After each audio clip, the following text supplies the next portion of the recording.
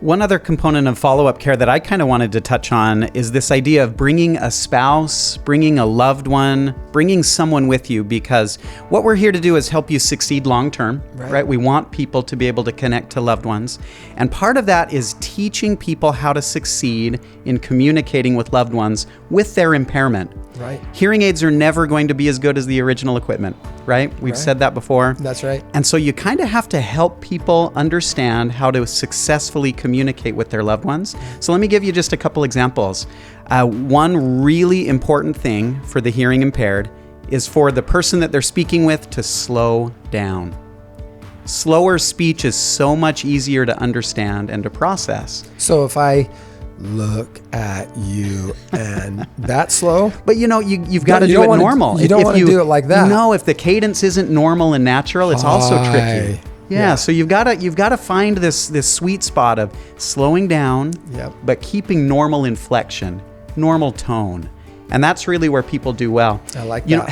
I know. I was going to ask you, have you ever learned a foreign language? But I know the answer. You're right. Spanish. You have. Argentina. Yeah. And I spoke a little Tagalog in my day. But when you're learning a foreign language and you talk to a native speaker, the first thing you say to them is, "Could you please slow down, sir? Slow down." You think you've got a pretty good mastery of it, and then you hear someone speak it and you think, "Oh wow, I didn't process any of that." But they slow it way down. And suddenly you're saying, okay, I'm hearing the words now, I'm understanding it. For the hearing impaired, if people will slow down, it becomes much easier for them to process. But if you don't tell their spouse that, if you don't tell their family members that, they don't know. That's right. They just think I'm supposed to put on the hearing aid and it's supposed to just work.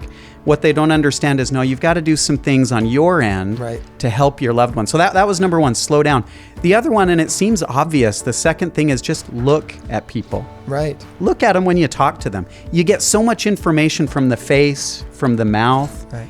And so when you're looking at someone's face, when you're seeing their mouth, you're not necessarily reading lips, but you can gain so much information from that. And again, spouses need to be told that. Children need to be told that. Look at mom or dad. Look at your spouse and then slow down. Yeah, let's get their attention before we start giving them the message. Yeah. If the message is truly important, let's throw out a term of endearment first. Sweetheart.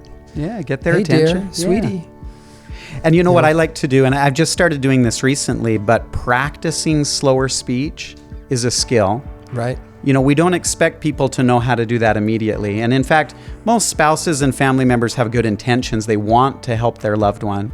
But then when it comes right down to it, you slip back into old habits and you just kind of start talking the way you've always talked. And you slur your words together and, you don't say things real clear. And so it takes some practice. And so 120 words per minute is about the right rate of speech for the hearing impaired.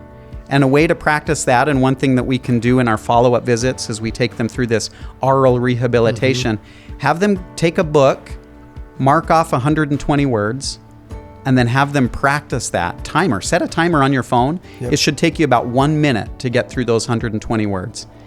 And you can practice. 120 words per minute is something that a spouse can do, and that's something that these follow-up visits can help us achieve with effective communication. I love it. I love this idea of trying to make sure if your spouse can come with you, it's a huge bonus, because we have, as coaches, as auditory coaches, we have a message for them, don't we? Yeah. And that's an important one, to learn to slow down, to look at them face to face. But a lot of these follow-up visits, I'm so grateful when the spouse comes. It's more meaningful, and it involves them.